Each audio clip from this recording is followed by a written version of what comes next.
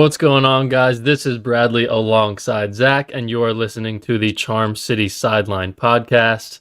We are joined tonight by Sutton. We are going to talk about some of the hires that new head coach Jesse Minter has made, along with some rumors that have been floating around at the offensive coordinator and the defensive coordinator spot. Might get into a little bit of other staffing questions. And just going to be kind of a chill episode. And if anyone is listening live, feel free to ask us questions, comment your opinions while we are live. And obviously tonight, as I mentioned, we are joined by Sutton from the Purple Rain podcast in the middle of your screen. I think everyone watching this has seen Sutton on our channel before. If you haven't, he's from the Purple Rain podcast. Him and Alex do a great job over there. We have Sutton on about once a month, year round. How are you doing, Sutton? I guess also, how are you doing? And then secondly, our subscribers haven't heard your thoughts on the Minter hire. So how do you feel about that?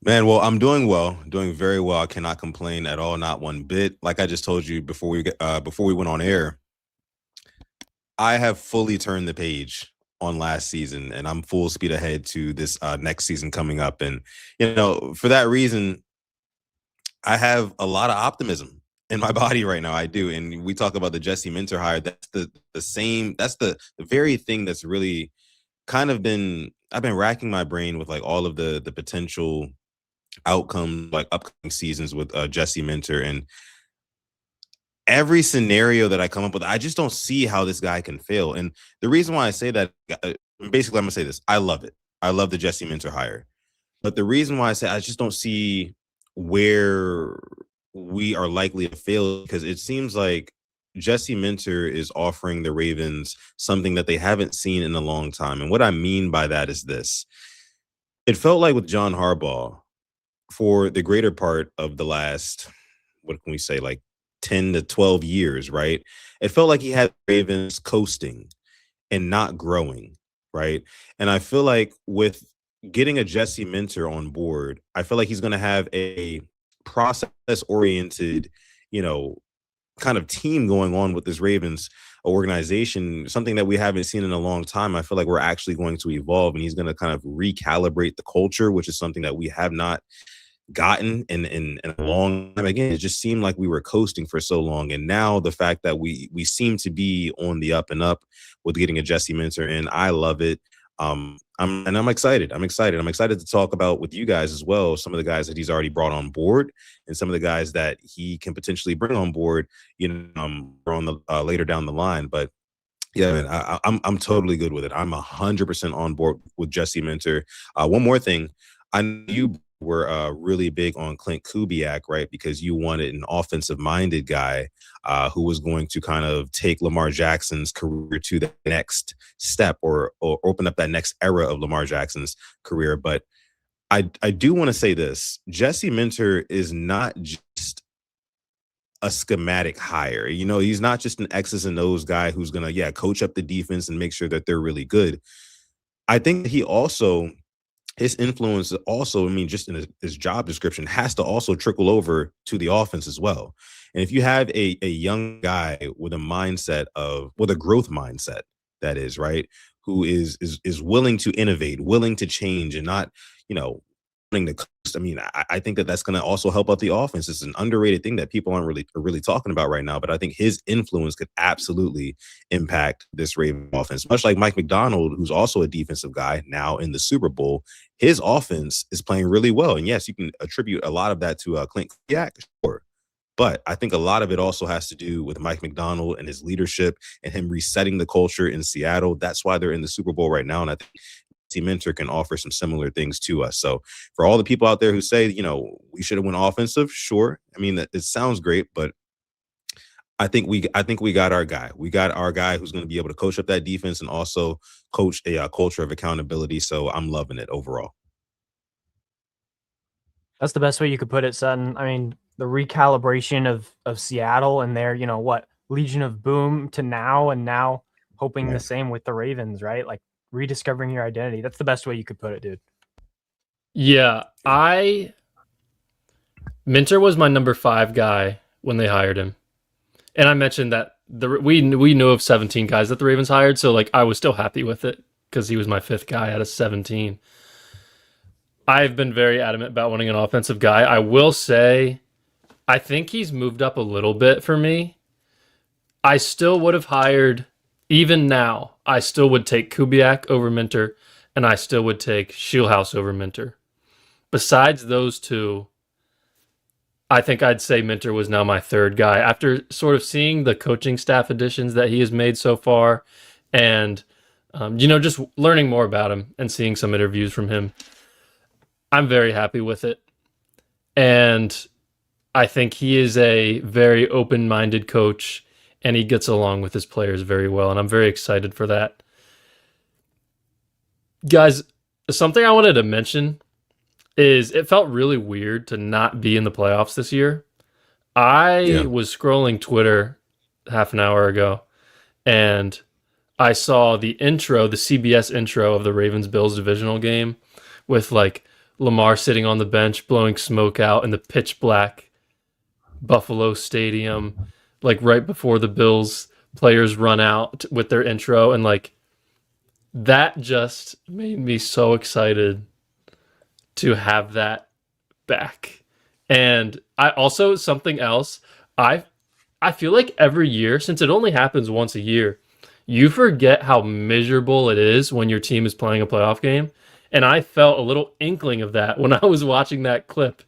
And even though it's miserable, it's also addicting. And I'm very excited to get back to that. And with the Steelers hiring Mike McCarthy and the Browns not being able to hire the 3 of us, and the Bengals retaining Zach Taylor, it's looking pretty good for the Ravens in this division. And I do have a lot of trust in Jesse Minter, even though he wasn't my number 1 choice. So I'm just very excited about that. And, getting another playoff game, hopefully, or 2 in Baltimore next year. But, with Minter and with his sort of staffing additions that we've seen as of late, the first one that happened was when he hired Notre Dame defensive backs coach and defensive passing game coordinator Mike Mickens.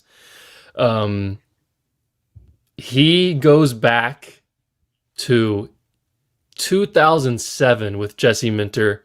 They coached together at Indiana State in 2007, and I believe they have not coached together since then. So it's pretty cool that they most likely have stayed friends since that point, or at least held connection with each other.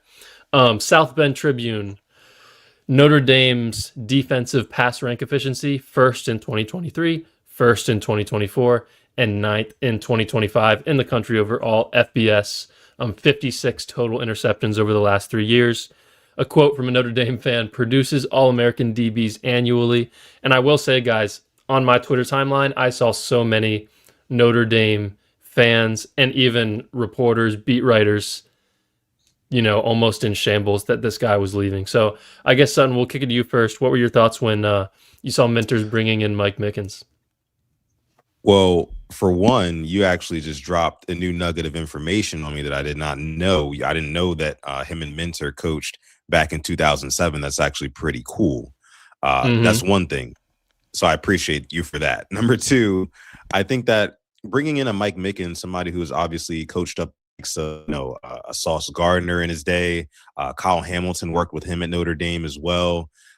This is somebody who not only brings in a level of, I guess you could say, continuity when it comes to working with some of our most key players, again, like a Kyle Hamilton, but I think that it also, because he's been able to develop guys at Notre Dame, right? That's kind of like his claim to fame, being able to develop at the college level.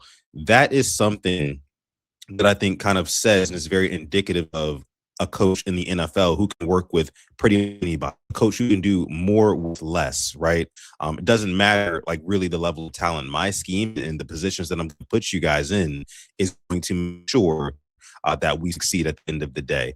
And honestly, the hires across the board, and I'm sure we'll get into the rest of them a little bit later in the show, but I mean, it's Mike Mickens' hire. I mean, this is a guy who can do more with less. You need that. That screams efficiency. I mean, Dwayne Ledford, a guy who can do more with less, only worked with one Pro Bowler in Atlanta, right? But was really, really good. Top 3 offensive line coach. Don't mean to get too far, fellas.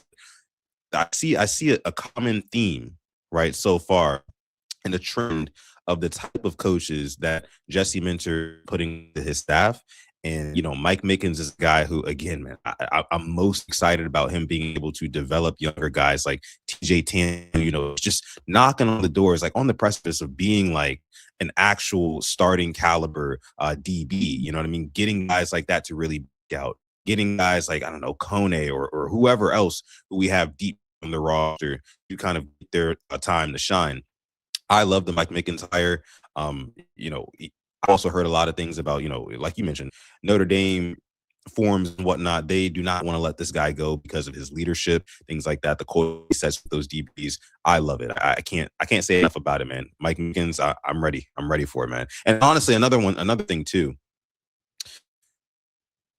with how bad the DBs were, like the secondary was last year, there needed to be change. There needed to be change there, and like I'm very glad that Steve Bisciotti, because you remember what he said at that press conference a couple of weeks ago, called out coaches blatantly, just as blunt as you can be about it. Saying like, hey, he talked about the offensive line as well. That's on coaching. I mean, he talked about just players in general who were expected to take a step forward and not taking a step forward, and you can attribute that to coaching. So I just love the intentionality from the organization and kind of getting these newer guys in, these newer coaches in, who are going to be more intentional and more growth minded with their unit. Overall, man, again, I love it. Yeah, I took 2 things away from it. One being, like you guys said, how much Notre Dame was on my timeline, just weeping over this kind of loss. Like, it seemed like a very large loss to them, and an important one that they saw coming as he just started to blossom into a more caliber coach into the pros. And then secondly, the fact that the Ravens' philosophy in coaching and the selection with Minter is also unfolding into the other staff, getting the most of those guys, like you mentioned at the beginning, Sutton. Like, Minter does that, and now you're bringing in more guys that also have that formula with working within their group. So in this case, if you go to DBs, pass game coordinator, period, like, people we want to see excel to the next level involve most people on the defense as of this point, which is Wiggins. It's Hamilton maybe doing next level, Tampa, like you mentioned, Starks hopefully making a jump, but then including the rest of the defense, where you go to someone like how we felt Owe was for most of the year, Roquan, Travis Jones, Matabike to a point. Like, there's still a next level to unlock with those guys that Harbaugh couldn't do, and Minter and hopefully Mickens are able to do with their corresponding groups.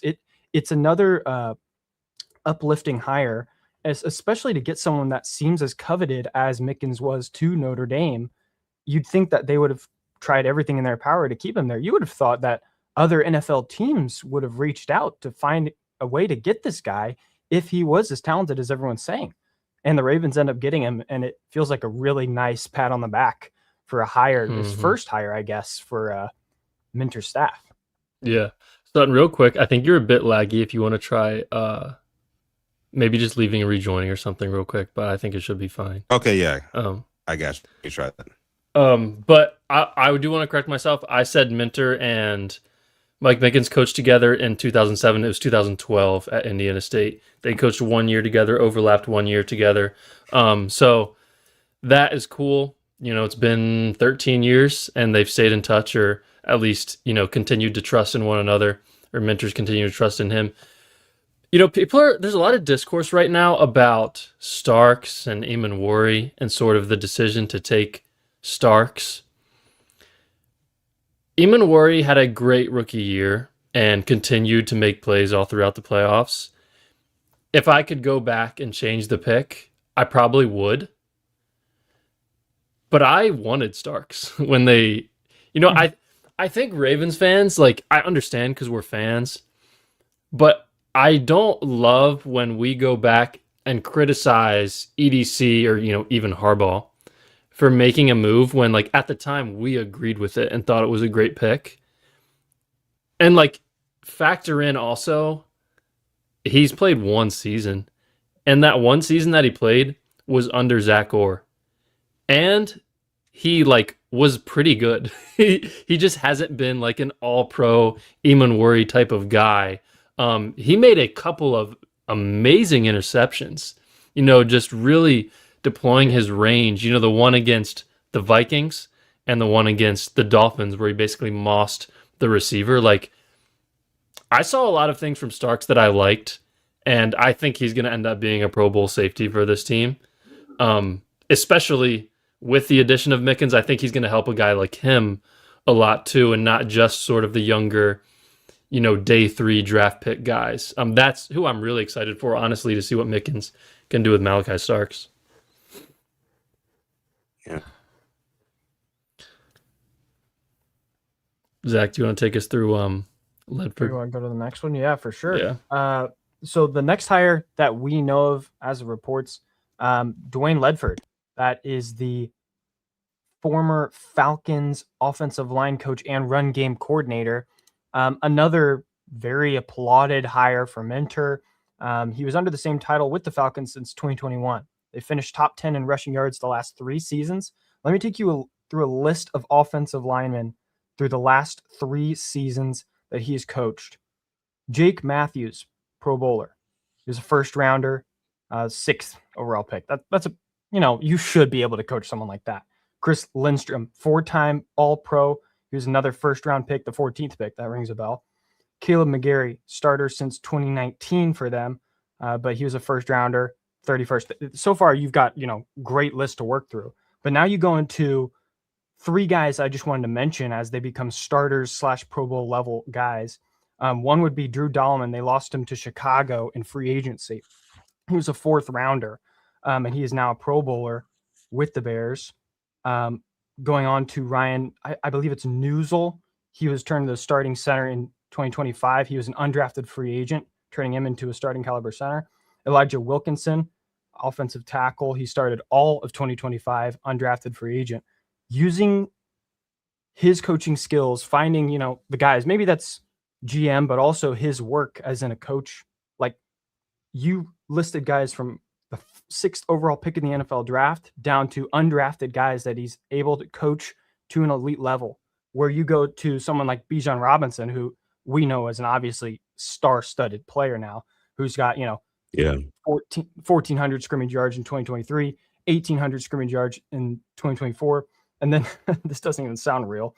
2,200 scrimmage yards in 2025, 34 touchdowns in that span. Like, the did he really offensive get line, 2,200? 2,300, really. it was 2,298. Yeah. Whoa. Not to mention someone like Algier, who's gotten over 500 yards in each season since 2022. So those last 3 seasons, like, this resume as in run game coordinator and offensive line coach is stacked for Ledford. And he has a long list of products he is elevated from Bijan, who we knew as, a bona fide star, to a superstar in the NFL. And then listing all those offensive linemen, where the Ravens of the last few years have asked a couple of guys to do that type of job for them, but never really able to punch in the ticket and make them elite level. It's always been counting on, Ronnie being an early pick, Linderbaum being an early guy. But now you're seeing the Ravens bring in someone like Rosengard and struggle to find a good guard, where we've tried to address it, I guess, a few times, whether it's 4th round or later, to shoot them into a starting position. But maybe someone like Ledford is able to propel them into that territory, like what we're seeing with Emory Jones. I think we all feel comfortable with it, but I think that we would be a lot more comfortable in Ledford's hands. And I think this is another incredible hire, given the research I just mentioned. Sutton, how are you feeling about this one initially, and maybe after learning some of those stats? Well, number one, like you mentioned, man, top 10 in yards, right? You said, and then I think it's also top 10 in yards per carry over the past 3 seasons. Well, I mean, I also want to say, I personally love the consolidation of those 2 jobs going into one, right? Run game coordinator and offensive line coordinator as well. I mean, those 2 things go hand in hand, literally. I would want the same guy working on both of those things, just one brain. So that's the one thing I love about it. But I think it's also important with Lamar Jackson going into, his 30th year of life and ninth year of NFL football. He's not getting any more athletic. He's not getting any younger. And I think it was irresponsible to allow Lamar Jackson to just carry this team all, just based off of a flashy offense. Like, I think that getting a Dwayne Ledford, it really seems like the Ravens are trying to prioritize a sustainable offense over a flashy offense, which is something that this Ravens team needs. I mean, you need Derrick Henry to be able. And listen, here's the thing about Derrick Henry, by the way. What, 1,600 rushing yards or something like that this season, only a second behind James Cook, right? I mean, and that's behind this offensive line, which was below average, to say the least, right, this past season. So imagine what you're going to get with a Dwayne Ledford leading the charge, who I don't think he's going to stick his neck out there and risk his job for a Daniel Faalele and for an Andrew Voorhees. I mean, it seems like we're shaking things up. I think we rotate those two guards, and we start running a lot of these wide zone schemes like Dwayne Langford is, or Ledford, I'm sorry, Dwayne Ledford is known for. That's going to be crucial in this offense, man. And again, it just increases the sustainability of it. Like, I think that the run game should be a lot more of a focal point of this offense and not so much Lamar heroics, especially going down later into his career. So overall, man, I love the Dwayne Ledford hire. And again, it's another example of Jesse Minter hiring a guy who can do more with less, right? And that's what we're seeing. So, I mean, offensive coordinator and defensive coordinator roles, we're yet to see those be filled officially. But, I mean, I've got all the faith. So far, he's, 2 for 2 for me. Yeah. Other than Jeff Stoutland in Philly and Bill Callahan, who took Ledford's job, I don't know anything about O-line coaches. And I saw a lot of offensive linemen talking about how great of a coach Dwayne Ledford is. And I saw a lot of DBs talking about how good of a coach Mike Mickens is. So, and I mean, every single person that's ever been coached by Jesse Minter has raved about him. What's up, 2 Federal and KP? So that is something that sticks out to me, that players that are coached under these guys love them and say that they're great coaches and have learned a lot from them. Ledford's been coaching O-line for 20 years, at the collegiate level, and Cincinnati, NC State, and now being in the NFL, runs a lot of that sort of wide zone scheme where you can back boots off of it. I wanted to see Lamar in that offense for years now, and Monken would do that a little bit, but I'm hoping that we see a lot of that in the run game, and then you can sort of build the pass off of it. Kind of funny, almost sort of what the Kubiak offense, the Gary Kubiak offense, did a lot with Flacco in 2014. So I think that's going to be great, and obviously Derrick Henry's best from under center and best in zone blocking schemes, and he used a lot of. Obviously, Zach Robinson was the OC, but they used a lot of Algier as well. And Keaton Mitchell's a restricted free agent, so you'd hope he'll be back. You think he'll be back. So that'd be cool to see them together as well, sort of as another 1-2 punch. Second year being healthy for Mitchell.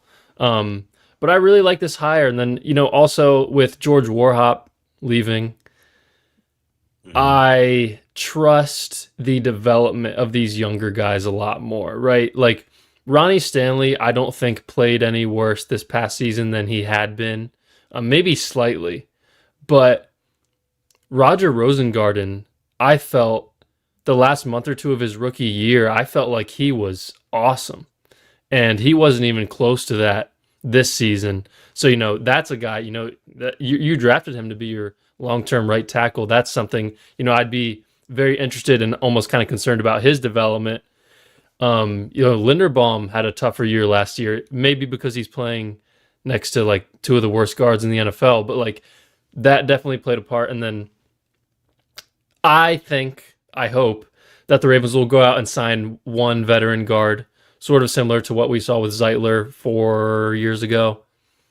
But then the other, you're not going to sign 2 veteran guards. So in terms of developing guys, we'll probably see the Ravens draft a day 3 guard that competes with Emory Jones at the other spot. So like that's another position, and a couple of guys. Voorhees might be in contention too, where you could hopefully see a lot of improvement from those guys. And from what we have heard, I'm very excited about that. And just a lot of times watching the Falcons, I remember watching that Bills game where Bijan breaks it for I think 80. It might have been 93 or 81. I can't remember which one it was. He had 2 very long runs this year. Just blocked very well, and he just has to make one linebacker or safety trying to fill in the hole miss, and he's basically gone. So we all know Derrick Henry can break a tackle. He can break 7 on one play. So I'm very excited about this hire too. Probably even more excited than I am about the Mickens one, honestly. Yeah. I mean, I would agree. I mean, obviously everything that we've done so far outside of the Dwayne Ledford move has been for the defense, Jesse Minter, Mike Mickens, but this really patches a huge hole that the Ravens had for the greater part of the last 2 seasons, and honestly, I've been on record saying like the best defense is a really good offense, right? And I still believe that, even though you have 2 defensive-minded head coaches going to the Super Bowl for the first time in a long time. But I think that if you have a solid offensive line, and again, I'm going to keep preaching this sustainability thing, like that's going to allow you to win a position battle more often. You know what I mean? Especially with the weapons that the Ravens have at running back, Derrick Henry, and like you mentioned, Keaton Mitchell as well. And is Justice Hill still under contract with us, by the way? What's this contract looking like? He's under contract, but I don't know what that neck injury deal is. I forgot who said it. Someone said he could be a cap casualty. He didn't play like the second half of the year, and we never heard any more about it. But who knows? Maybe Mitchell will return because he's a RFA, and then it'll be Mitchell and Ali behind Henry. But yeah, I don't know. Yeah. But yeah, I mean, again, I just think that the Dwayne Ledford hire, man, like it's probably my favorite between, like you mentioned, between this and the Mike Mickens hire, mainly because, again, that was the biggest hole that we had on Lamar Jackson ended up getting hurt behind this offensive line.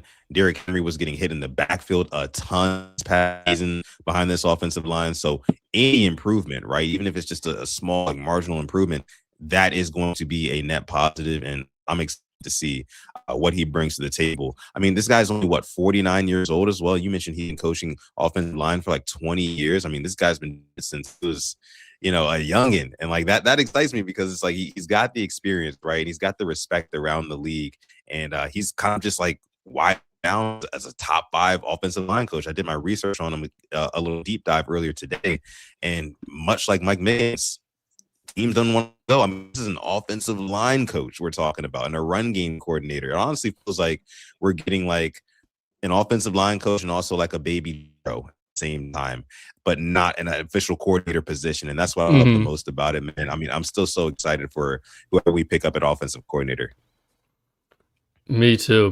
We got 53 people in here right now. If anyone has not liked the video, we would love for you guys to hit the like button. If anyone is not subscribed, we would love for you guys to hit the subscribe button. We really appreciate it. We'll be doing this all off season and all next season and all the seasons to come.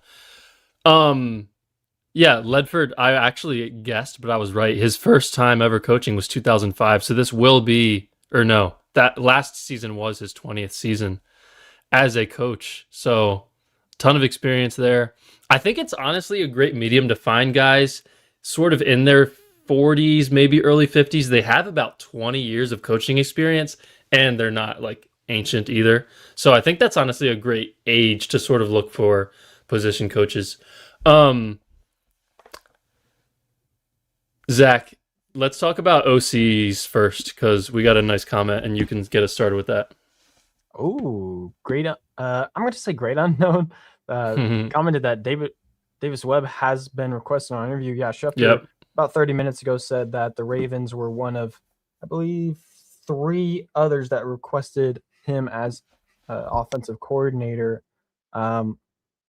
That's something that we definitely want to talk about, because not only do we have a few names to list as I am currently finding them. Sorry.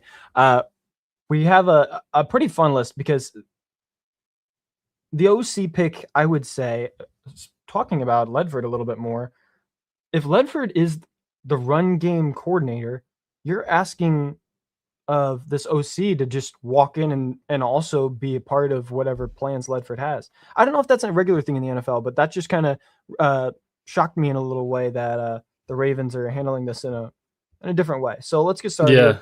First name that the Ravens have requested an interview or have interviewed for offensive coordinator, Scotty Montgomery. He's the Lions assistant head coach and wide receiver coach, 47 years old. 2016, he was the head coach at East Carolina through 2018. Offensive coordinator at Maryland. He may ring a little bit of a bell in 2019. Running back coach with the Colts through 2022. I actually remember hearing his name back then. I'm just an Indiana guy, so maybe I heard it a couple times. Lions assistant head coach and running back coach 2023 and 2024. And then through present, he actually got changed over to the wide receivers coach. And you know how good the Lions wide receivers are. I feel like year after year, sure, you got Amon-Ra, sure, you got J-Mo, but they just find other guys that just gel into their offense like a glove almost. Whether that's Reynolds, Isaac Tesla.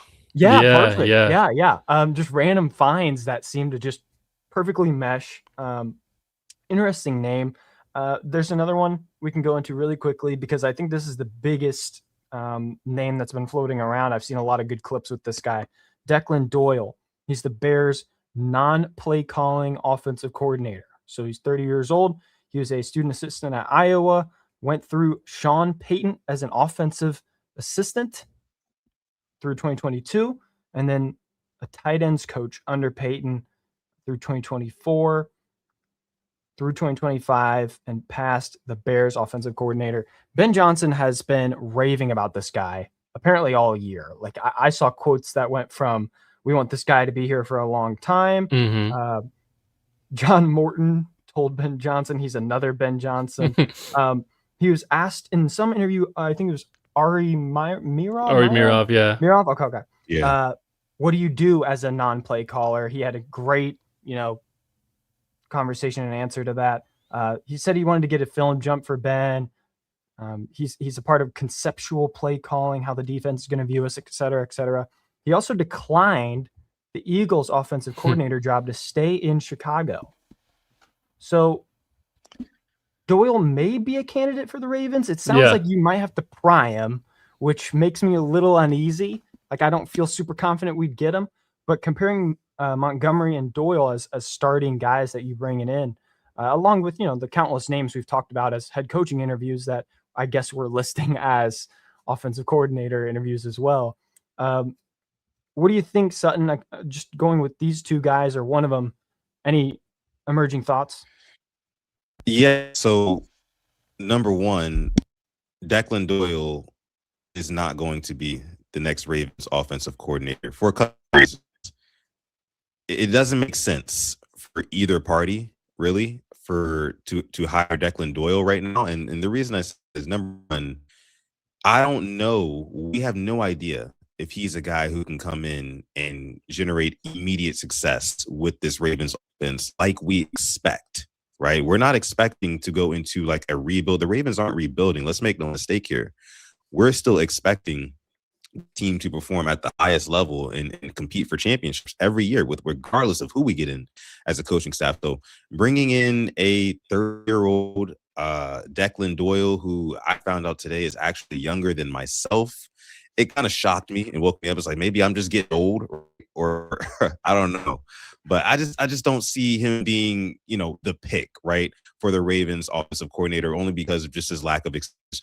Two, it doesn't make any sense for Declan Doyle as well. I mean, why would you leave if you're a 30-year-old Declan Doyle, only 1 year of offensive coordinator under your for the Bears? Why would you leave Ben Johnson, who's one of the best offensive minds in the league right now, after just 1 year? Soak up that knowledge for another year or two. The head coaching jobs are going to be there, right? There's a cycle every single year, right? But this year, I mean, he's up for offensive coordinator. He could bypass being an OC and just stay with Ben Johnson for a year or two and get a head coaching job.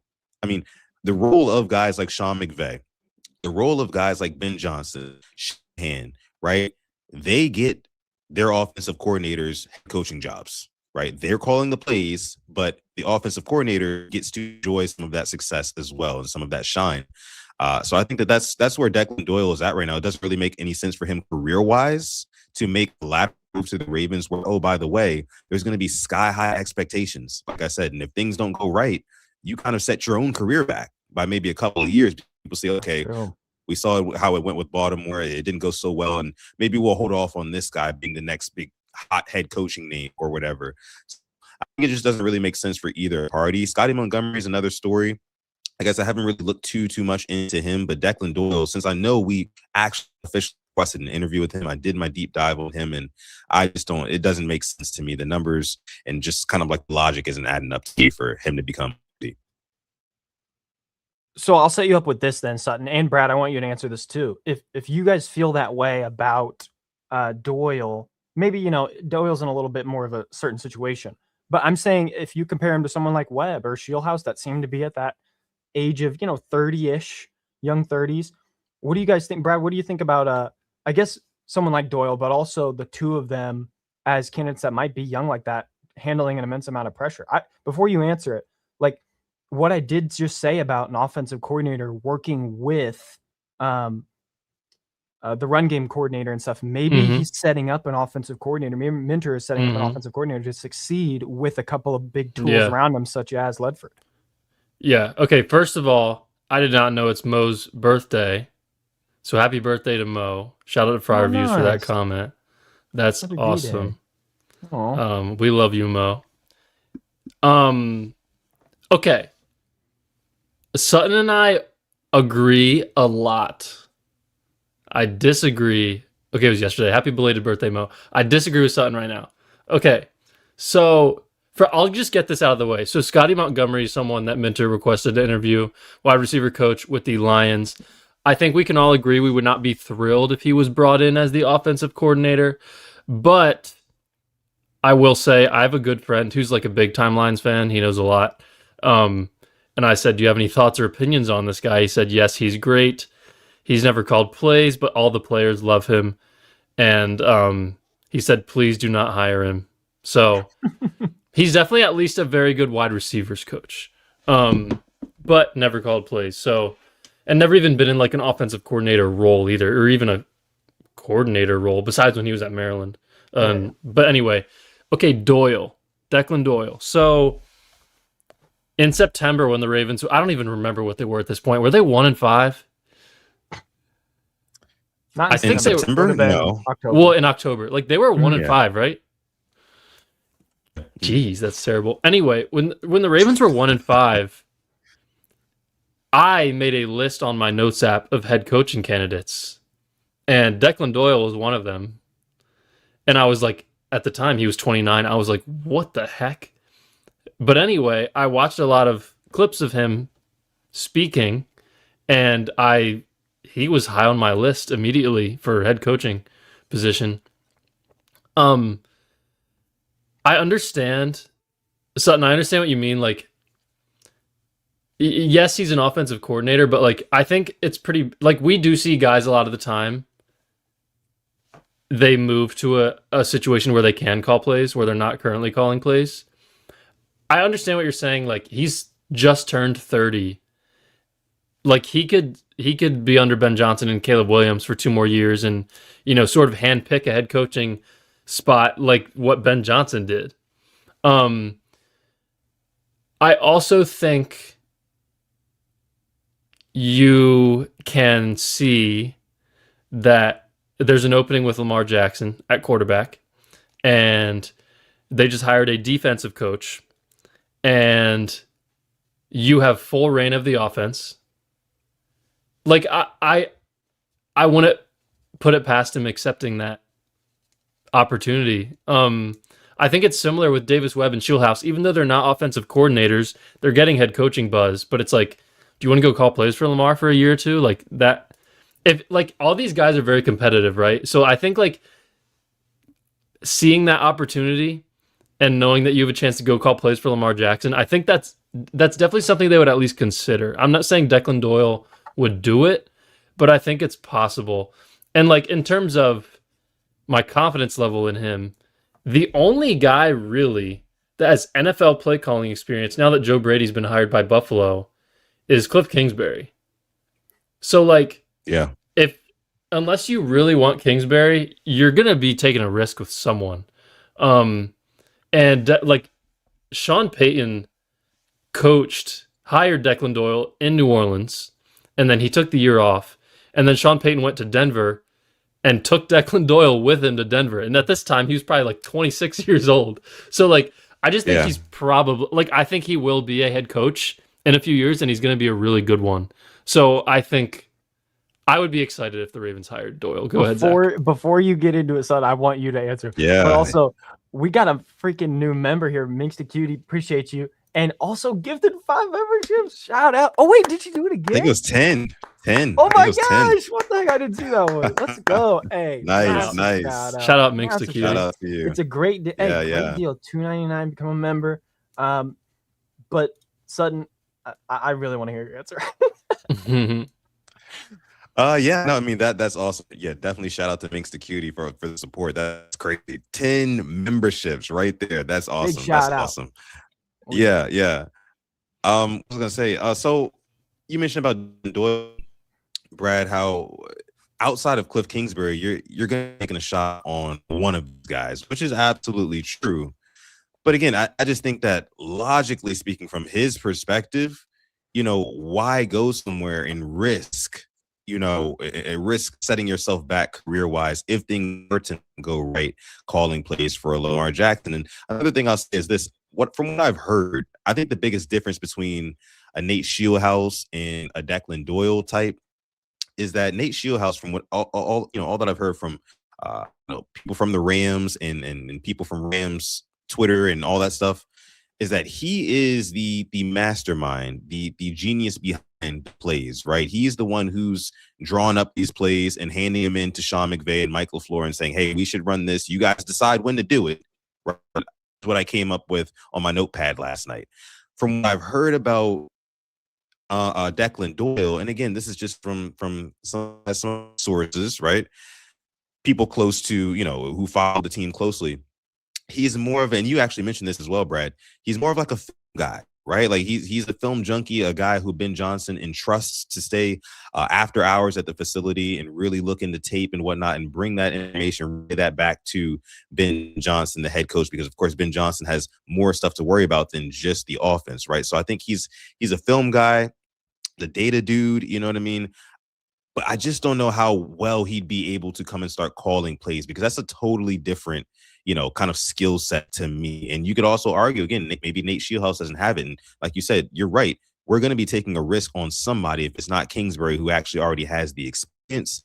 But for me, I just think that Declan Doyle, again, if it were maybe 2 cycles from now, I'd be more with it. If he had maybe 2 or 3 years as offensive coordinator for the Bears, I'd be more excited about it. But as of right now, I mean, this Ravens team, we have high expectations. We want to go to Super Bowl. I still think that, honestly, and nobody's really asked themselves this question yet, but because it's way too early, but is this year coming up Super Bowl or bust for the Ravens, as we haven't even played this year's Super Bowl yet?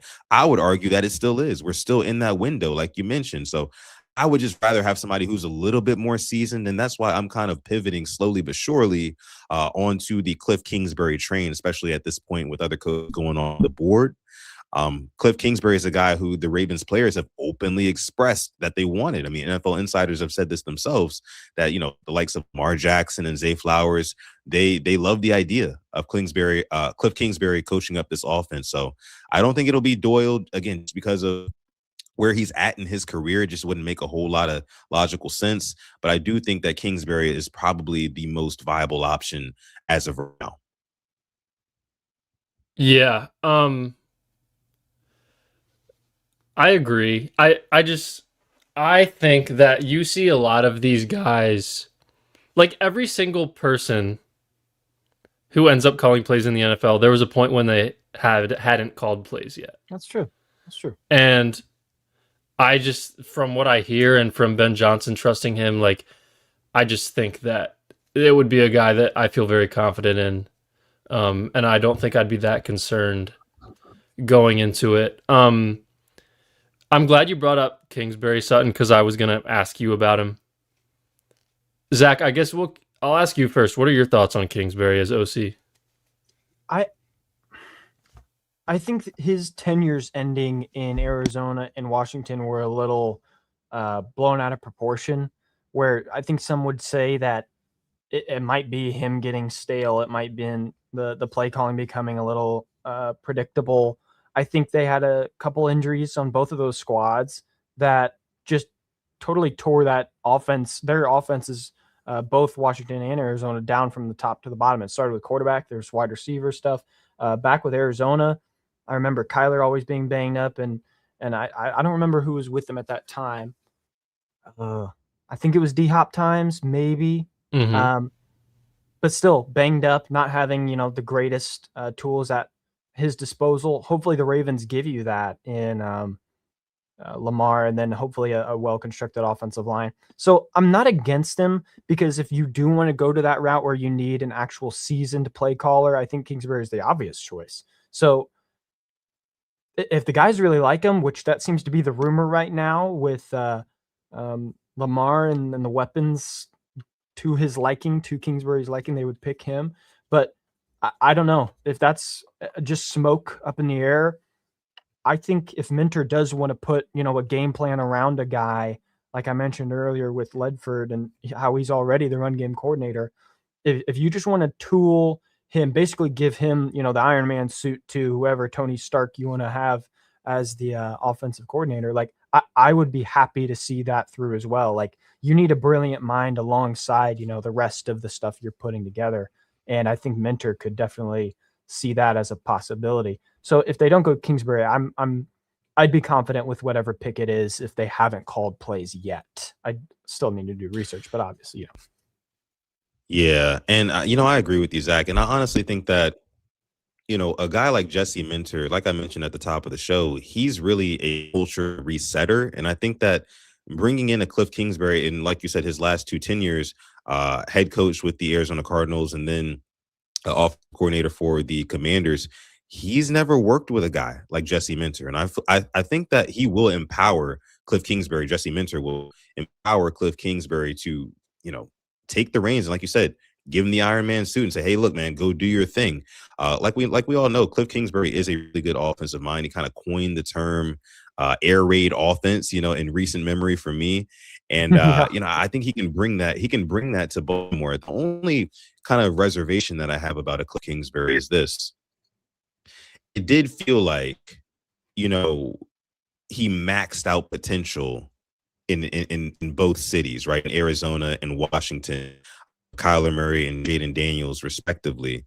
Jaden Daniels this year, even when he was healthy, did not look the same. My only kind of concern is that the league has low-key figured him out. You know what I mean?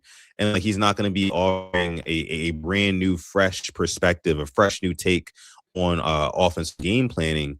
And maybe that could be to our detriment. We do have him, but I still do think he is the safest pick, and I would not mind going with him, especially because, again, like we mentioned, the players seem very, very with him. I agree that he definitely is the safest pick. It's just kind of concerning, like, what that Commanders offense looked like this year, even when Jaden was still healthy. Like, I feel like with any offensive coordinator, if you were to hire someone and the last time they called plays, it was bad, I feel like you'd be concerned no matter who it is. And the Commanders' offense was bad this past season. So, like, that's sort of my reservations with Cliff. The track record's there. He was Johnny Manziel's OC and quarterbacks coach at Texas A&M. I don't know if any people realize that. Obviously coached Baker Mayfield and Patrick Mahomes at Texas Tech. And then honestly, like, it didn't go very well in Arizona, but Kyler Murray has not been as good since they fired Cliff Kingsbury, for sure. That's true. That's true. He just wouldn't be my choice. I would, I kind of am Sutton and I are almost. Obviously both want to win a Super Bowl, but we're almost thinking of this in the complete opposite way, where I'm like, I want to go big or go home. Like I'll hire a Doyle or a Davis Webb or a Shieldhouse and hope for the best. And maybe they are like an elite offensive play caller. Like that's sort of what I'm hoping for. I would not be mad if the Ravens. But Brad, one second. Like, don't you think that whoever the Ravens get, if it is a Shieldhouse, if it's a Win, they're our offensive coordinator, if it is a Declan Doyle, don't you think it would just be a 1-season rental, right? At least we could hold on to a Cliff Kingsbury for 2-3 seasons, right? Nobody's looking for him to be head coach right away. That's true. I think that's. I don't know about that though. Like Cliff was getting head coaching buzz last offseason after just one good year in Washington. I feel like if the Ravens have a great year, like they have a top 2, top 3 offense with Cliff, like I could see him getting interviews and maybe hired as a head coach. I will say, like, what we're talking about right now, like this is why I wanted Clint Kubiak because don't worry about any of that. I want the Ravens to hire the best OC on the market. I don't want you to hire Cliff Kingsbury because you're worried about someone getting hired after a year. Like, hire the best guy you can and worry about it next offseason. I wish that wasn't the case. If it were up to me, it would not be the case. But that's how I feel about it. So I think we're still discounting someone like Kingsbury a little bit too. Like I agree with Sutton where I think we get him for 2 or 3 years, even if this year is perfect. And you're discounting the fact that every season, at least one of the seasons, has been unbelievable with each of his tenures. At least one. Cardinals have made the playoffs with them, and that sounds completely foreign nowadays. Like then you go to Caleb Williams and getting him in the Heisman house, like elevating someone like Mahomes and Baker. It's an incredible resume. So if you go into a room with someone like Lamar Jackson, Zay Flowers, Bateman, etc., and say, hey, by the way, all those things I just mentioned, like we can do that for this team right now, even if it is for a year. That sounds good to me. If you're thinking about any of these other guys, if they are elite, these young guys, if they are elite and they get, poached right away, like I don't know if that's that bad of a decision. I think we have to take this situation, no matter who it is, as a possible guy that leaves after a year, probably through the rest of Lamar's career. We've said that a few times on this podcast, but you have to think that way if you're pulling any of these guys, from Denver or LA or wherever. I mean, I think you just have to think in the now and hoping that this year will be perfect, like we're anticipating it to be. So wait, does that mean that you guys agree that it's Super Bowl or bust next year? Yeah. Especially if the offense is cooking and you are maybe halfway through the year, week 9, we're starting to see like, oh, if someone like, I don't know, if we had Shieldhouse at the time, if Shieldhouse wants to have a head coaching job, he can get it, some kind of report like that for Schefter. That just feels inevitable if we are good at that point in the season, right? Yeah, and also like I'd say the Bills are Super Bowl or bust next year. I would say, honestly, this is just how I think, but like I think it should be Super Bowl or bust for like 18 teams.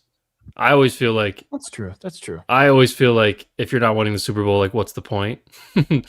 I know some people probably disagree with that, but like I always feel like it's Super Bowl or bust. If you have Lamar Jackson, it's definitely Super Bowl or bust. I don't care if Zach's the head coach.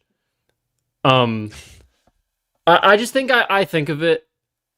I'm thinking of it as less like I want to be safe about this hire, and more so I want to have the number 1 offense in 2026 and have a insane year. Like you look at Seattle right now, and this happens a lot when a team wins a Super Bowl. The Seahawks have 2 head coaches on their coaching staff. Clint Kubiak is a head coach. And I know Cliff Kingsbury has been a head coach, but like if the Ravens hired Doyle or Webb or Shieldhouse and they are just cooking, you would look at it as they have 2 like elite X's and O's play callers on their coaching staff, and like that's what I'm going for, and I'm fine with taking a risk to do that. So you're more so about maximizing the ceiling as opposed to maintaining the floor. That's your Yeah, That's what philosophy. it sounds like. because I don't really care That's about not- the floor. You think God, just the floor is that high gotcha. already, given Lamar in it? Not necessarily, but it's like, what's the point of having a high floor? Well, the higher your floor is, the closer you are to the ceilings naturally, right? So, I like we understand. mentioned earlier, sustainability over flashiness is probably the way to go. I don't know. That's me though. Well, Sure. I'm like, I don't think Declan Doyle would call a flashy offense. I think it'd be very similar to what we see from Ben Johnson. And when I watch Declan Doyle talk, I'm like, I want this guy to be my offensive coordinator. Super chat from Matt Rasta, who gives us a lot of super chats. We really appreciate you.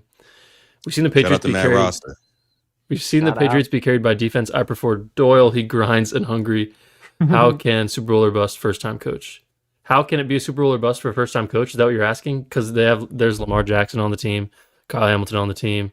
I think it should be Super Bowl or bust for the Bengals. You have Joe Burrow, T. Higgins, Jamar Chase. If you're not winning a Super Bowl with the Bengals, like if the Ravens lost in the AFC Championship next season, we wouldn't be happy. You know what I mean? Like, I don't know. That's how I feel. It definitely Ravens came with the lost in title, the right? AFC Championship game. Yeah, and if they got to the AFC Championship game and had a top 5 defense, right, for Jesse into first year, I feel like we would leave that first season pretty satisfied. I mean, it would be disappointing, of course, that we didn't make it to the Super Bowl, but I think that Ravens fans, we kind of have to, I don't want to necessarily say curb our expectations, but kind of sort of curb our expectations. This is going to be a first year regime. I do expect there to be some growing pains. And yeah, I want to make sure everyone knows, like, I'm not saying Super Bowl or bust in terms of like my opinion on Minter a year from now. I'm saying, like, as a fan, it's Super Bowl or bust. As a team, it's Super Bowl or bust. If the Ravens lose in the AFC Championship and everyone has a great year, I'll think Minter's an exceptional coach. I'm not going to be like, fire Minter. I'm just saying from the term of, like, you look at the roster, Jesse Minter is a great coach. Like, listen, I understand first-year head coach, all that. Would all 70 people watching this video agree right now that Jesse Minter is a better coach than John Harbaugh? Okay, so, like, your expectations should be even higher, right? I understand he's a first-year head coach, but, like, I am expecting a much better defense and a similar offense to what we saw in 2023 and 2024. I mean, Todd Monken was a first-time play caller in 2023, and the Ravens had, I don't know if they had the best offense that year, but one of the best 3 offenses in the league. Like, I think first-year coaches, first-year coordinators can have exceptional years. And I understand the roster is not that good. I agree with Mad Ross's comment. I'm very concerned about the roster. I looked at Spotrac in like November and I was like, holy shit, this is not good. But if they can get the extension done with Lamar, they have like 90 million in cap space. Like, they're fine. That's a big if, but if they do that, like, they're gonna be able to do whatever they want. Yeah. I also was thinking this too. I don't know if getting the Lamar deal done is going to be as simple and as easy as we think it might. I think that Lamar Jackson, definitely. he's going to play some hardball this year, right? And like, no, I agree. But I say it might get a little bit ugly, kind of like last time, right? Where he officially requested a trade in such a strategic manner, might I add as well. I could see him taking another adversarial stance against the Ravens if they do not want to meet his demands. I mean, again, we know he has no agent. Players get their feelings hurt in some of these meetings, and rightfully so. I mean, I would as well. If I'm like a 2-time, should be 3-time MVP, and I'm sitting in front of you and you're telling me to my face the reason why you don't want to give me the figure that I want is because I threw 2 interceptions or I did this or I fumbled in this big spot, like, I'd be pretty peeved because of all I've done for this organization. And I feel like those conversations are going to be had, and it could potentially get a little bit ugly again. So definitely buckle up for that to anybody listening. Mad Rasta commented, why would he sign? He would sign because he's a smart guy and they can't win a Super Bowl next season if he doesn't sign an extension. And I think he knows that Steve Bisciotti talked about at his press conference that they have told Lamar, we can't do much this offseason if we don't extend you. Like, he literally told us that he told Lamar that. Super chat from Asmodeus Thanatos. Sutton is a real one, guys. He is a real one. And if anyone's not subscribed to the Purple Rain podcast, go subscribe. Okay, honestly, I'm glad that super chat came in because I feel like we should move on.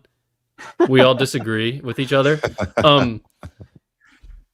Let's talk about defensive coordinator. So I saw a couple comments. I think some people are a little bit confused how this works when you have a play caller. So we heard Jeff Zrebeck on the Collective mention that he is pretty sure that Jesse Mentor will be calling plays on the defense side of the ball. That will be clarified for us on Thursday morning. So you still fill in the defensive coordinator spot, just like the Bears still have an offensive coordinator, the Rams, the Broncos still have offensive coordinators. What do, right? I think with every team, it's a bit different. I don't think every non-play calling coordinator does the exact same thing. For example, Declan Doyle puts some of the game plan together, watches a lot of film, helps Ben Johnson out, with, formulating a game plan against whatever opponent they're playing. You could, the same thing on the defensive side of the ball. There's really 2 or 3 guys I can think of right now that at least we have heard their name for, to be in running for defensive coordinator. Appreciate you, Asmodeus, for becoming a member, by the way. Shout out. First guy is Steve Clinkscale, who is the current Chargers DB coach. He bounced around college football a lot as a secondary coach for about 12 years, 2008 to 2020. Then Michigan in 2021, DB coach there, co-defensive coordinator with Minter, and a DB's coach 2022 and 2023. And then followed Jim Harbaugh and Jesse Minter to LA. Went with them, and he's been the DB coach with the Chargers. That's an option. Another option, Joe Colin, who is the current Chiefs defensive line coach. He has been a defensive coordinator and a defensive line coach off and on from 1990 to 2005. And then from 2000, that was in college. And then 2005, he moved up to the NFL. He's been a D-line coach with the Lions, Jags, Browns, Bucks, and Ravens. And then he was a defensive coordinator for 1 year with Jacksonville in 2021. And then 2022 to now, he's been the Chiefs D-line coach. The Ravens requested to interview Joe Colin. I don't know if they've requested to interview Clinkscale, but that's a guy that a lot of people, even like insiders, have talked about. And then the third name I actually thought about, guys, Anthony Weaver might not get a job. So that could be an option there as a non-play calling DC for the Ravens. Zach, what are your thoughts? Well, Colin really entices me. Taking anything away from the Chiefs sounds good to me. But Colin also has, a pretty impressive resume. Chris Jones, we've known as a force in the league. He's developed Karlaftis into a perennial pass rush guy. He's been paid like he is an elite guy because he is. I would like that as another developmental piece towards improving our D-line. If we were to go this 14th pick, if we were to go an edge and bring in a Colin to maximize that effort alongside Minter's brain, alongside a Travis Jones who's signed for a long time, like with Mike Green and company that you're building around this, like that starts to become like lightning in a bottle in a few different areas on the defensive line. That intrigues me the most. Other than that, Clinkscale is a funny one because personally, it feels if you're working like codependent with each other, like I question how he would feel about, hey, would you want to be my second in command, I guess, on the defensive side? That sounds like a weird thing. Maybe Clinkscale just wants a new change of scenery, wants to stick with someone like Weaver. Like it could be anything, but me speculating, I think there could be something where you do stick to LA if given a better chance, maybe to be their DC, or at least a bigger part of their defense with Yeah, Jim because Harbaugh. So you don't they know. did interview him for their DC position. I think if he doesn't get it though, you take an upgrade for sure. Especially, he's followed Binter for a lot of their career. But Sutton, what do you think about defensive coordinator? I mean, I definitely do enjoy the idea of a defensive line coach. Somebody who, again, it makes me think about the Dwayne Ledford pickup as well. I mean, somebody who's known for offensive line, who's known to be really good at coaching up that unit. The trenches are the most important part of this game. Every single game is lost in the trenches, won or lost in the trenches. So I love that idea. And I also want a younger guy. I'm looking up Klingscale right now. I didn't know this, but he's 6 years old. So, I mean, he's a little bit on the young side, right in the area of where Minter is. He's 42. Two young minds in up defense, man. I think that could be – you could really see this defense get back into the top 3. And honestly, it doesn't – I'm not going to say it matters to me who we go with as DC, because obviously it does, but – this can be more of a developmental guy, a developmental younger mind, because you do already have a Jesse Minter who's going to be calling the plays on defense. So, honestly, I won't be too upset with any of these options. Maybe not Anthony Weaver, just because I don't want, any something about Weaver, man. I mean, maybe it's the fact that he coached up a mid-Dolphins defense this year. I think they had the 22nd ranked defense. I'm good on that, right? I don't average. I know his average. So outside of that, yeah, man, Klingscale. Even there's some guys in college who I've heard as well. Guys like Ryan Osborne, who formerly with the Ravens, coaching up Columbia as well. There's a litany of candidates, and there's definitely no shortage. And I'm just hoping that we get a young, development-minded coach. That's what I'll say. I don't really have too much of a take on who the DC right now, because again, we already have Minter, and that's essentially our DC. Yeah. So I wanted to say something about Weaver. Obviously, I respect him a lot. I was concerned for a little bit there that the Ravens were going to hire him as their head coach when we saw that Diana Ruzzini report. This is, I almost feel bad saying this, but like when people talk about Weaver, when we hear insiders talk about Weaver, they say that he's like a great motivator and that he's very focused. What coaches are not focused. Like, I feel like he's just like very charming and is like a good motivator. The Dolphins defense was, Sutton alluded to it. Dolphins defense was 27th in EPA per play this past season. Like, why is everyone acting like he's some insane candidate? I don't really understand. Like, I think he's probably like a really good D-line coach, but like, I don't know. Linebacker coach, wasn't he? Wasn't he? I think he was a D-line coach. Was it D-line? Maybe it was. Or maybe outside linebackers too. But Ooh, it was D-line. Yep. But yeah, like, I don't know. Do you guys have any opinion on that? Like, why is he getting gassed up so much? Well, I think a large part of it might just be us underestimating how much respect the Harbaugh tree gets. I think I asked you guys in your last stream, we were hanging out last week on you guys, one of your late night streams. I love that stream. I had a good time in there. Shout out to you guys. But no, I mean, I think that, damn, almost lost my train of thought. Oh yeah, the Harbaugh tree is something that we I guess we got to put some more respect on. I mean, guys are getting hired left and right from the Harbaugh tree, and Anthony Weaver is one of those guys. So yeah, it's to me, it's just not the sexy pick. The rest of them have an obvious not tree, but progression of where they've gone, and especially getting better through each of those steps. With Weaver taking the step down in Miami, it just kind of makes you push it away a little bit. It's not really the most attractive candidate. So I wouldn't think it's the end of the world. I wouldn't be very happy with that one. So I think there's probably better picks out there that we've still yet to even hear about / decipher through, because I'm sure he's going to go through a couple more, or even that you don't even know. I bet there's a couple of college guys out there that if they are in their very young 30s, that they would happily take a non-play calling defensive coordinator gig to learn under someone as good as Minter has been the last couple of years. Yeah, and one more thing about my bad, just really quick. One more thing about Anthony. We like he's like the safe pick in all the wrong ways, but also at the same time the most dangerous pick as well. And I that it wouldn't be conducive to success for us. But go ahead, Brad. My bad. No, you're good. I was just gonna say something dumb because there's a funny comment from Archie. Let's bring in John Harbaugh, special teams coordinator. Heard he was good for the Eagles. Anyway, there was one more thing we were going to talk about tonight, guys. I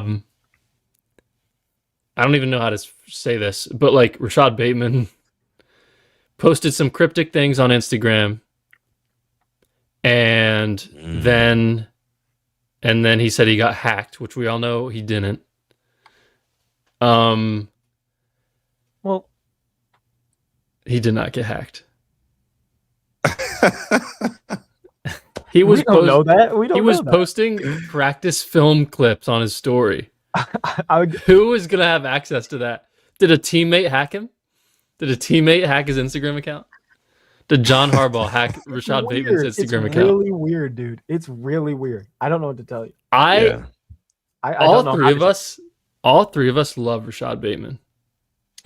Yeah, like he did not get hacked. Like, come on. It was his alter ego. Anyway. Somebody close to me. Yeah, he was like, I got hacked. I agreed with a lot of what they said, but I was hacked. Like what are we saying? Like what? No, I agree with the hacker, y'all. Don't get me wrong. Hack fits some facts. You know what I mean? He wanted us to know. I was hacked. That's crazy.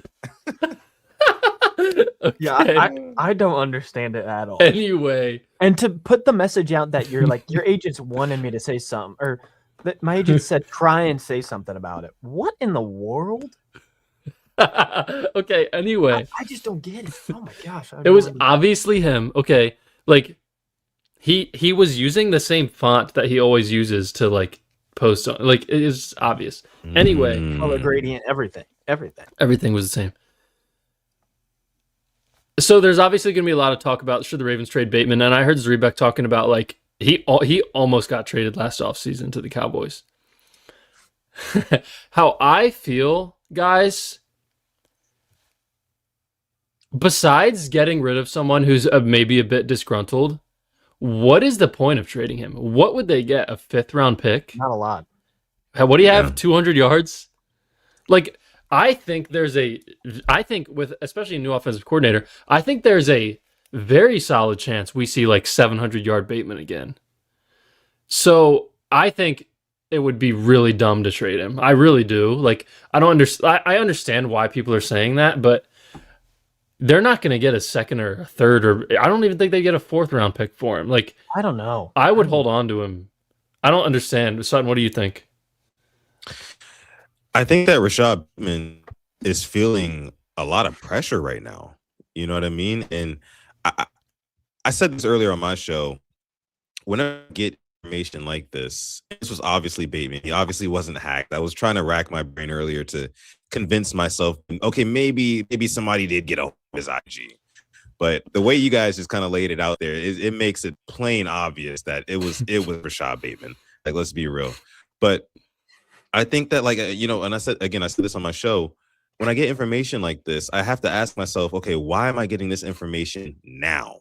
Right?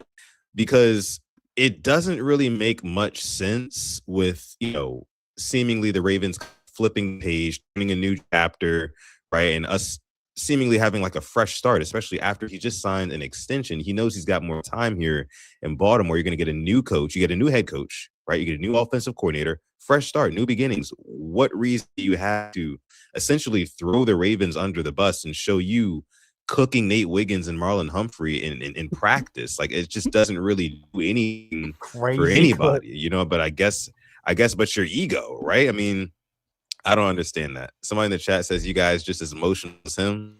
I don't know. I love this team, right? So maybe I am. Maybe you're right. Karu Zerk 2785. But I just think that This is Bateman's burner Rashad right Bateman. here. That is Bateman. It might That be is- his burner. It might be the burner. It might be it. Honestly, but no, guys. Yeah, I mean, I love me some Rashad Bateman, and I hope that we can see 700, 800 yard plus touchdown seasons from him again. But it doesn't really seem like he's much of a fit, or he's ever fit Lamar Jackson. And I think that's kind of like the biggest issue. Honestly, Rashad Bateman would probably work best in an offense where guys like Tua Tagovailoa, as crazy that sounds, would be throwing him the ball. A timing quarterback, Aaron Rodgers, somebody who gets the ball out super quick, Jared Goff, those type of quarterbacks. Rashad Bateman is a very on-schedule type of wide receiver, and Lamar Jackson is just not a very on-schedule quarterback. He likes to use his legs to extend plays, and meanwhile, Rashad Bateman's coming out of his break. He may be open, but Lamar Jackson's trying to find a bigger play downfield. It's just what he does. And so I think that it would be best for him to probably go off and try for another team. But you mentioned, right, I mean, we're not going to get much trade value for him at all right now. I mean, his trade value is just plummeted. Like you said, something like 200 yards on the season. You got guys like Puka Nacua, granted, is one of the best receivers in the league, clearing that in one game. Yeah, no, you're not getting anything over a fifth pick for that guy. So I don't know. We're kind of in a rough spot with him. All we can really hope is that whenever the new offensive coordinator comes back or comes around, he can really kind of have one-on-one meetings with these guys and be intentional about plans for these players going forward. And Rashad Bateman is certainly one of those guys. Yeah, I think we're stuck with him, but I do want to say that his deal is pretty nice, as in a cap sense of mind, like $7 million next year. That's 2027. This year he's only $2 million base salary and $2 million signing bonus. Like the money kind of sounds good. If you think about Bateman as a first round wide receiver that has potential, hasn't gotten the chance with Baltimore, like maybe a team will throw a third or a fourth at you for Bateman. I don't think that's ridiculous. Yeah, I would maybe move him for a third. Yeah, I don't know if I would either though. Like I just don't see I don't see why you would do that. I don't know either. I don't think there's a point in doing that. Obviously hope that it gets sorted out, and hopefully his issue was with Harbaugh and Munkin, not. I mean, who even else would he have an issue with? But if that's the case, like those guys on, it's like, what's the point in releasing this now? That's my biggest thing, man. He got hacked. Got hacked, right? Yeah. He wasn't like fully hating on the organization though. It was like, I mean, we say cryptic for a reason. Like I feel like no one really knows exactly what he was trying to say. Kind of just bashing play calling and past situations. So weird, man. What in the world? But yeah, I think we all agree that there's kind of no point of trading him, right? Like I literally would not be surprised if like he has 800 yards next year. Would I be more surprised than if he had 300? Yes. But like I wouldn't be like if we're in wild card weekend next year and we're looking back and Bateman had 800 yards and 6 touchdowns, like I would not be like, how did he do that? He did it 2 years ago. Like I would not be surprised. I think there's no point of trading him for like a 5th round pick. Yeah, if you go get Max Crosby and like the last thing they want is Rashad Bateman, sure, I understand that. Yeah. But like send him with he could definitely be used in like a package like that. But in terms of trading Bateman, I really don't see a point. 80 people in here. Ooh. How many likes do we have? 29. So you guys want to like the video? You guys want to like the video, please? If anyone wants to subscribe, it's we free. Would really appreciate it. Subscribing is free. It is by free. the way. Okay. Sutton, anything else you wanted to say tonight, or anything else you wanted to ask us, or anything of the sorts? Someone's always got a banger. Yeah. Go ahead. It's been a while since we talked, and there was a little tidbit of information that Eric just dropped at the presser that he did alongside Steve Bisciotti a couple weeks ago. And I don't know if I heard you guys speak on it. We kind of alluded to it just a few minutes ago. But Eric DaCosta had mentioned that this offseason, they want to potentially bring in a big ticket player, quote unquote, big ticket player. Not something that they normally do. He was, he talked about that. It seems like the philosophy is changing. What would you guys like to see that big ticket player be? Like what position, potential players? Because for me, I'm thinking it would be an edge rusher. And that's why I mentioned you guys alluded to it with like a Max Crosby. That would be the ticket. But at the same time, could it be somebody on the interior of that D line and go out and get an interior D lineman who wouldn't be as much in trade value for a Max Crosby, but can also kind of like, how do I say, kind of replace the role of Nnamdi Madubuike alongside Travis Jones and kind of shrink in and condense trenches, which would allow the edge rushers to get more production. I look at a 2024 season, the season right before this one, where Nnamdi Madubuike and Travis Jones in tandem, even on bum ankles, they were able to free up a lot of those edge rushers, like a Calvin Noy, who had 12 and a half sacks last season, like an Odafe Owe, who had 10 sacks last season, like a Tavius Robinson, who really showed out in his rookie campaign, I believe that was as well. It goes to show interior D-line could be that position that the Ravens are missing right now. Obviously, we miss Madubuike a lot. That could be the big ticket. Again, it could be edge. Some people are even saying, hey, go get Jay Brown, go get a wide receiver. What do you guys think that big ticket item could be for the Ravens this offseason? Or should be? Go ahead, Zach. Yeah, I'd start with the edges. There's three guys that I say would be worth mentioning. That's Crosby, Bradley Chubb, Rashawn Gary.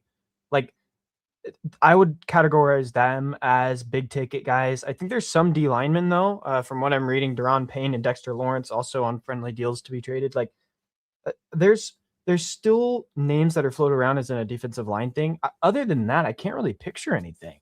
Offensive line would be intriguing. Like, how much are you willing to give up for a really good offensive lineman? And go ahead. Offensive linemen just like don't get traded. Yeah, and that also feels like some part of it as well, where that feels impossible. A wide receiver seems like the big ticket that would be the most likely. There's a lot of teams that seem to be handling disgruntled wide receivers right now. That seems like the most likely, and especially while Bateman is on a very cheap deal, $2 million, probably a $3 million cap hit this year. If you can get a wide receiver 2 that probably demands a lot more money than that, I think that sounds pretty good if you're willing to go all in for a season, especially if it's a cheap, give up for that wide receiver. That sounds good to me. Just like thinking through all the options, like corners, I don't have any that really jump off the page, but that also comes with possibly moving someone like Humphrey. I don't think you keep Humphrey and trade for another guy as well. So just out of the positions that I think are needs, it sounds like D-line and wide receiver are still the most likely, but as in candidates, it's still thin, right? Like it's always thin, especially if you categorize it as big ticket guys, right? Mm-hmm. I'd love to hear what DaCosta thinks of, probably has a list of the big ticket guys, I assume. Yeah, Max Crosby's obviously the guy we're all thinking about. Bradley Chubb is an interesting name. Definitely would be like a lot less capital than Max Crosby would be. Not by too much. Yeah, I would not be opposed to going after interior D linemen. We have no idea what's happening with Madubuike. I don't even know if Steve Bisciotti knows what's happening with Madubuike. Yeah. No secondary. No inside linebacker. No. I think receiver would be cool. Like, we would all be hype if they like made some crazy trade for AJ Brown or something. Like, obviously there's things that go into it that we might be a little bit concerned about, but everyone would be excited. Is there even like anyone else on the offensive side of the ball they could like? George Pickens is a free agent. Trey Hendrickson, I don't know what anyone's going to pay him. He was injured a lot, had surgery. That's in draft capital. I'm seeing Brian Thomas, Keon Coleman, Jerry Jeudy. There's still just not a lot of names that's after AJ Brown, by the way. Like Pickens you'd have to sell out for. But I like the comment from Asmodeus. Mike Evans is a possibility if you wanted just to go up and get it. Veteran guy that might take a little bit less. He deserves a lot. So I guess there's a couple good names at the wide receiver group if you want a big ticket, a guy categorized as big ticket. Yeah, also, for sure,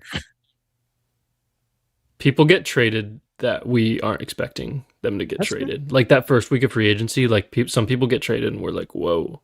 I think Devontae could get traded just as likely as AJ Brown could get traded. Really? I think that's a real possibility. And also, like on draft night, people get traded, and we're like, "What?" Like AJ Brown, like, Kwame Marvin Harrison, yeah, maybe. I think they'll want to hold on to him. Like, there's no like crazy free agents this year. Like, I'm looking at market value. Daniel Jones, obviously the highest. Pickens is second. Hendrickson, Juwan Jennings. Juwan Jennings is like, he's a Raven. You know what I mean? Like he plays like a Ravens receiver. I think that. What type of year did he have this year? For the most part, right? But say they were injured on and off, but for the most part, it seemed like he was wide receiver one for them. Juwan Jennings, I felt for a couple years now, really seems like a Raven to me. Like the combo of Juwan Jennings and Zay Flowers, I think would be pretty sick. That sounds pretty good. Spotrac has his market value at $22 million. That's a lot. Yeah. But I think that would be a really cool addition. I still think that edge rusher has got to be the big ticket. 100%. I know I just talked up defensive line. I think that defensive line be what they address in the draft pretty heavily. I mean, I'm looking at within your first 3 picks, you need to pick a stud defensive lineman, right? I wouldn't even mind if it was in the first round, an interior D lineman, that is. But edge rusher is just one of those premium positions that you want to have proven talent on the outside. It's time. I'm tired of the Ravens not having a guy who, when we're watching the Ravens play on CBS, and it's 3rd and 7 that the other team has, and we don't have a guy who Tony Romo was highlighting with the yellow highlighter saying, hey, look out for this guy screaming the edge. We haven't had that guy since Suggs and Doomerville. You know what I mean? So I think it's time for us to go ahead and kind of and get that. And if it looks like a Max Crosby, then hey, get it done. If I'm Steve Bisciotti, I'm telling Eric DeCosta, it's like, hey, look, man, I get it.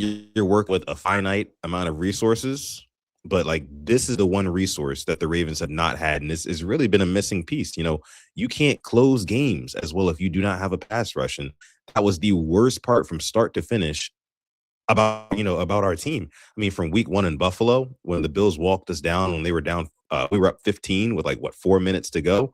We couldn't get any pressure on Josh Allen. I mean, fast forward 18 weeks later, we can't get pressure on Aaron Rodgers. Too tough. So it's just like that's something that needs to change. Again, I think you go young for interior D linemen, keep those guys cheap in there, but then go out and pay, man. Go out and open up the checkbook, open up the wallet, stop being cheap, and go and pay for a proven edge rusher. That's got to be the big ticket for me.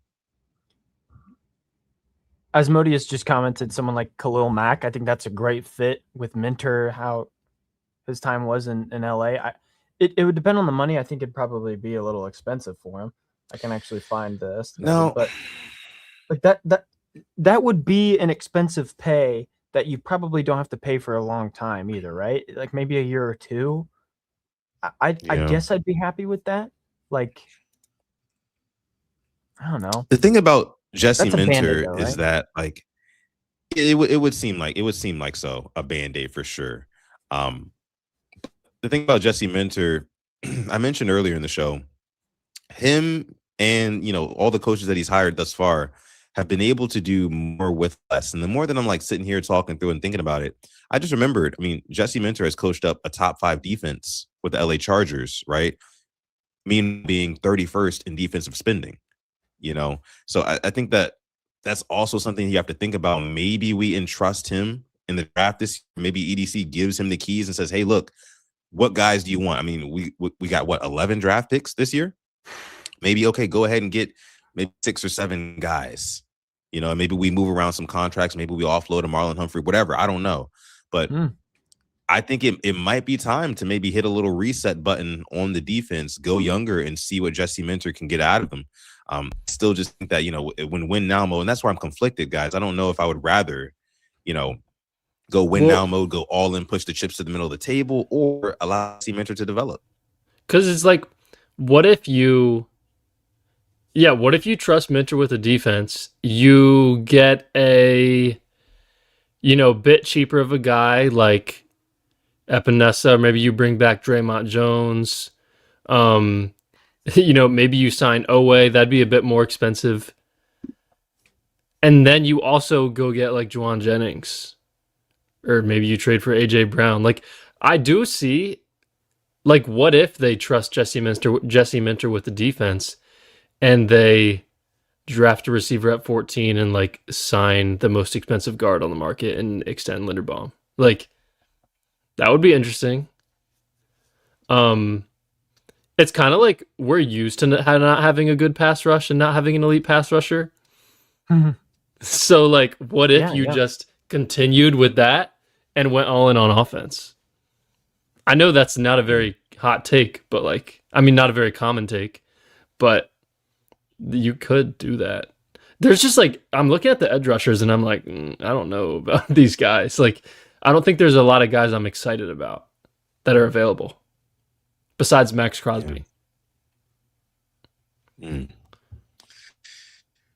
mean, I also think that, I mean, you make a good point. Maybe they do just trust Jesse Minter with the defense. I need to see Jesse Minter unlock the likes of a Mike Green on this team. I need to see like Tavius Robinson take it to the next step. Yeah, go ahead. No, sorry. I was kind of just agreeing with you. But yeah, like Mike Green was supposed to be like a top 10 pick. You could look at that like, he's our guy. We have to trust Jesse Minter and trust Mike Green. He's going to be our pass rusher. Like, that's what you drafted him to be. That's why you took a risk on him with the 2nd round pick when no one else wanted to draft him. Like, you were hoping that he could be that guy. So, like, that's a good point. Yeah, I need Minter working with Mike Green like yesterday. Like, hey, let's meet up. Let's go over some drills. By the way, put on 10 to 15 pounds of muscle while you're at it too, because Mike Green was a little bit too small in his campaign. If he puts on some muscle, I think those pass rush moves will be way more effective. And then Jesse Minter, I mean, you guys probably watched that mic'd up that he had with the Chargers in training camp, right?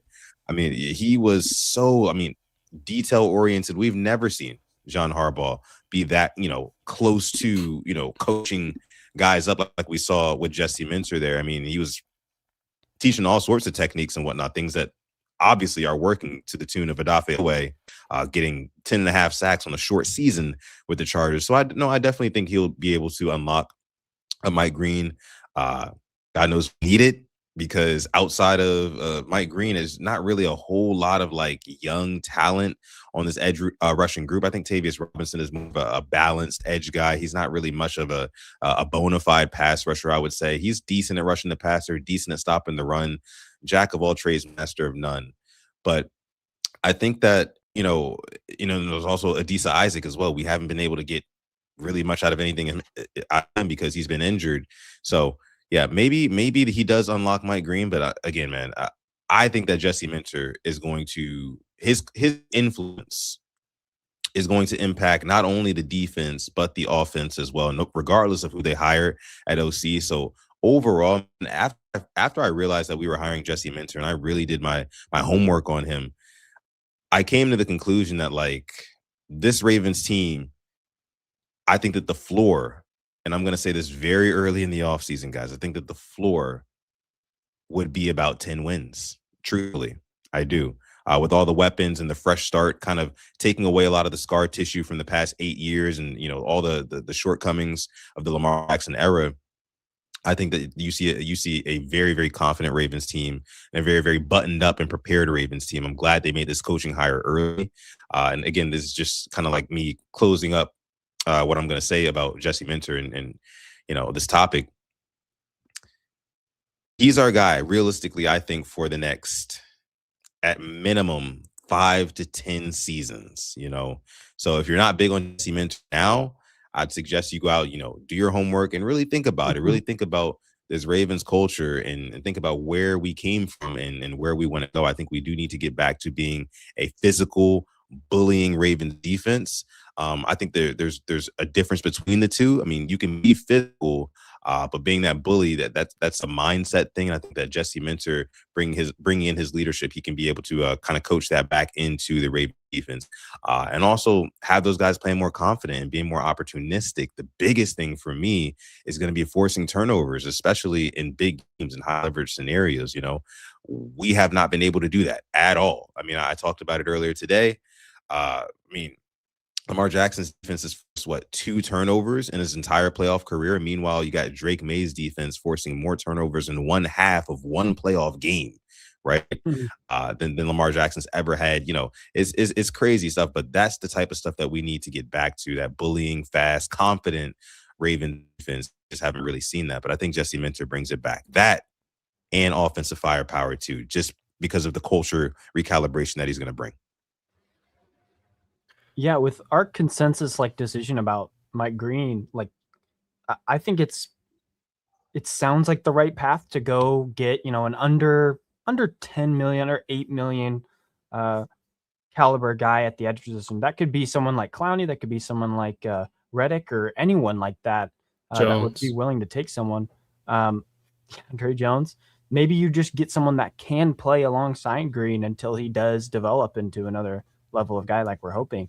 And then that does, take path of what we were hoping with the wide receiver O-line. I think you can healthily go into the draft thinking you need to draft offensive line or wide receiver as a priority over a couple other positions. It could be interior D-line too, like you mentioned, son. So any of those combinations going into the draft, us going best player available, it's nice to a point.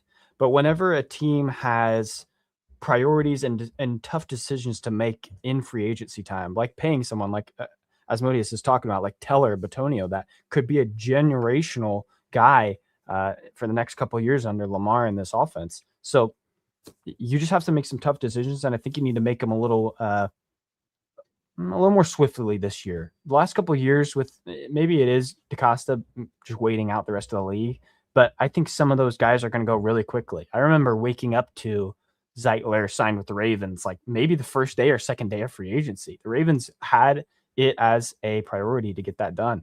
And I hope they just take that mindset into this one too, that we need to prioritize the offensive line. And I think that you can do that with as much money as you would like in our eyes, whether that means losing Linderbaum and maybe advocating, 12 million, 13 million each to those offensive line positions you're losing, maybe a guard and a center.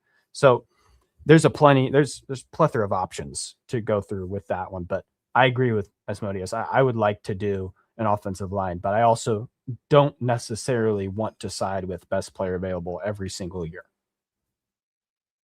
Yeah, appreciate the super chat, Asmodeus. Joe Batonio, I saw Kyle Hamilton blow him up one-on-one, and I think he's 34. That's someone I probably would not go for. Wyatt Teller is more so a guy I think he's 30, 31. Would be similar to the Zeitler signing. So I think that'd be good. Anything else, fellas? I think I got through most of it. I think I did. Yeah, I'm good. Appreciate Sutton for joining us. Thanks so much, as always. We had a ton of people watching tonight. Once again, I'll say this one last time. If anyone's not subscribed, it's free. If anyone has not hit the like button, it is free. And we would really appreciate it. Seriously. Shout out to everyone that was in the video tonight, live chatting with us. Shout out to everyone who donated as well. That's big. We really appreciate all of you guys. And I don't think I'm missing anything. Oh, just if you would rather listen to us, we're on Apple Podcasts and Spotify now. Mm-hmm. I'm probably forgetting to say something, but Discord, it's late. Discord if you'd like. I don't know. Yeah, So, I did not. all in the I description. Did not. Yeah. Just look at the description. Anyway, really appreciate you guys, and we will see you next time. Go subscribe to the Purple Rain Podcast. Follow Sutton on Twitter. Links are in the description. See you guys. Peace. Peace.